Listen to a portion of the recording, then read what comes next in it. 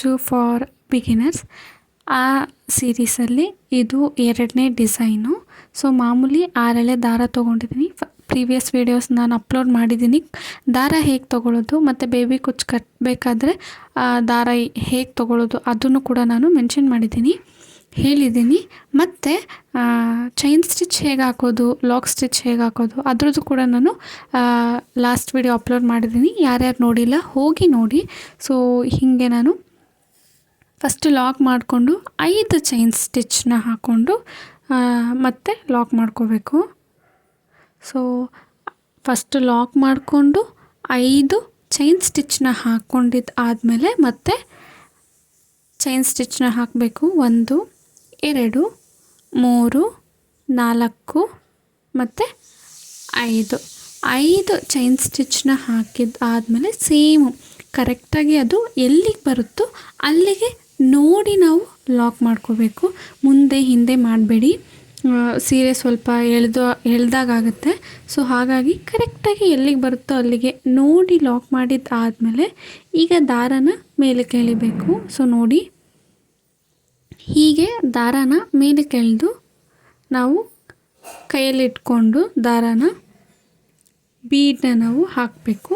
ನಾನಿಲ್ಲಿ flower round ಬೀಡನ್ನ ಹಾಕ್ತಾಯಿದ್ದೀನಿ. ಸೊ ಈ ಬೀಡನ್ನ ಹಾಕ್ತಾಯಿದ್ದೀನಿ.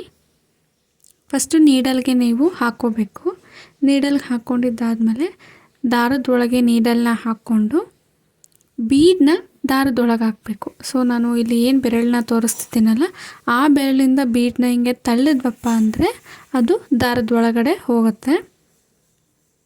ಸೊ ಹೀಗೆ ಹೋಗಿದ್ದನ್ನ ದಾರನ ಎಳೆದ್ವಿ ಅಂದರೆ ಅದು ಬೀಡು ಸ್ಟಿಫಾಗಿ ಕೂರುತ್ತೆ. ಫಸ್ಟು ಬೀಡನ್ನ ಲಾಕ್ ಮಾಡ್ಕೋಬೇಕು. ಬೀಡನ್ನ ಲಾಕ್ ಮಾಡಿದ ಆದಮೇಲೆ ನಾವು ಬಟ್ಟೆಗೆ ಲಾಕ್ ಮಾಡಬೇಕು. ಸೊ ಬಟ್ಟೆಗೆ ಲಾಕ್ ಸ್ಟಿಚ್ ಹಾಕಿದ್ಮೇಲೆ ಸೇಮು ಮತ್ತು ಚೈನ್ ಸ್ಟಿಚ್ನ ನಾವು ಹಾಕೋತಾ ಹೋಗಬೇಕು. ಸೊ ದಾರನ ಈ ಥರ ಎಳೆಯೋದು. ಹೀಗೆ ಎಳೆದ್ವಿ ಅಂತಂದರೆ ದಾರ ಮೇಲಿಗೆ ಬರುತ್ತೆ. ಮತ್ತು ಇನ್ನೂ ಒಂದು ಬೀಡನ್ನ ಹಾಕ್ತಿದ್ದೀನಿ. 2 ಚೈನ್ ಸ್ಟಿಚ್ನ ಹಾಕೋಬೇಕು ಮತ್ತು 2 ಬೀಡನ್ನ ಹಾಕೋಬೇಕು. ಸೊ ಬೀಡನ್ನ ಬೆರಳಲ್ಲಿ ಹೀಗೆ ತಳ್ಳಿದ್ವಿ ಅಂದರೆ ಅದು ದಾರದ ಒಳಗಡೆ ಹೋಗುತ್ತೆ. ದಾರನ ಟೈಟಾಗಿ ಎಳೆದ್ರೆ ಫಸ್ಟ್ ಬೀಡ್ ಲಾಕ್ ಮಾಡಬೇಕು, ಅದಾದಮೇಲೆ ನಾವು ಬಟ್ಟೆಗೆ ಲಾಕ್ ಮಾಡಬೇಕು. ಸೊ ಹೀಗೆ ನಾನು ಮಾಡ್ತಾಯಿದ್ದೀನಿ. ಹೀಗೆ ಬಟ್ಟೆಗೆ ಲಾಕ್ ಮಾಡಿದ ಆದಮೇಲೆ ಚೈನ್ ಸ್ಟಿಚ್ನ ಹಾಕಬೇಕು. ಸೇಮು ಈಗ ಸ್ಟಾರ್ಟಿಂಗ್ ಹೇಗೆ ನಾನು ಲಾಕ್ ಸ್ಟಿಚ್ನ ಹಾಕಿದ್ನಲ್ಲ ಹಾಗೆ. ಮತ್ತು ಇಲ್ಲಿ ಇನ್ನೂ ಒಂದು ಹೇಳ್ತೀನಿ ನೋಡಿ, ನಾವು ಹಾಕಬೇಕಾದ್ರೆ ಕೆಲವೊಂದು ಸತಿ ದಾರಗಳು ಮಿಸ್ ಆಗಿಬಿಡುತ್ತೆ. ಸೊ ಹಾಗೆ ಏನು ಮಾಡಬೇಕು, ನಾವು ಕೈಗೆ ದಾರ ಸುತ್ಕೊಂಡಿದ್ವಲ್ಲ ಆ ದಾರನ ಬಿಟ್ಟು ಮತ್ತು ಸ್ಟಾರ್ಟಿಂಗ್ ಫಸ್ಟಿಂದ ನಾವು ಕೈಗೆ ದಾರ ಸುತ್ಕೊಂಡ್ವಿ ಅಂದರೆ ಅದು ಕರೆಕ್ಟಾಗಿ ಫಸ್ಟ್ ಹೇಗಿತ್ತು ಹಾಗೆ ಬರುತ್ತೆ. ಈಗ ನಾನು ಮತ್ತೆ 5 ಚೈನ್ ಸ್ಟಿಚ್ನ ಹಾಕಿ ನಾನು ಲಾಕ್ ಮಾಡ್ಕೋತಾ ಇದ್ದೀನಿ. ಸೊ ಲಾಕ್ ಸ್ಟಿಚ್ ಹೇಗೆ ಹಾಕೋದು ಅಂತ ತೋರಿಸ್ತೀನಿ ನೋಡಿರಿ. 3 ಚೈನ್ ಸ್ಟಿಚ್ನ ಹಾಕಬೇಕು. ಸೊ ಲಾಕ್ ಸ್ಟಿಚ್ ಆದಮೇಲೆ 3 ಚೈನ್ ಸ್ಟಿಚ್ನ ಹಾಕಿದ್ದು ಆದಮೇಲೆ ಇಲ್ಲಿ ನಾನು ಕಟ್ ಮಾಡ್ತಾಯಿದ್ದೀನಿ. ಥ್ರೆಡ್ನ ಕಟ್ ಮಾಡಿ ನೀಡಲ್ನ ಹೀಗೆ ಎಳೆದ್ವಿ ಅಂತಂದರೆ ಅಲ್ಲಿಗೆ ಅದು ಲಾಕ್ ಸ್ಟಿಚ್ ಆಗುತ್ತೆ. ಸೊ ಟೈಟಾಗಿ ಎಳೆದ್ವಿ ಅಂದರೆ ಅಲ್ಲಿಗೆ ಅದು ಲಾಕ್ ಆಯಿತು ಮತ್ತು ಅದು ಬಿಚ್ಕೊಳ್ಳಲ್ಲ. ಸೊ ಇಷ್ಟು ಈಸಿಯಾಗಿ ಲಾಕ್ ಸ್ಟಿಚ್ನ ಹಾಕ್ಬೋದು. ಈಗ ನಾನು ಬೇಬಿ ಕುಚ್ಚು ಹೇಗೆ ಕಟ್ಟೋದು ಅಂತೇಳಿ ತೋರಿಸ್ತೀನಿ. ಮಾಮೂಲಿ ನಾನು ಪ್ರೀವಿಯಸ್ ವೀಡಿಯೋಸಲ್ಲಿ ದಾರನ ಹೇಗೆ ಸುತ್ಕೋಬೇಕು ಅಂತ ಕೂಡ ತೋರಿಸಿದ್ದೀನಿ. ಯಾರೆಲ್ಲ ನೋಡಿಲ್ಲ ಹೋಗಿ ನೋಡಿ.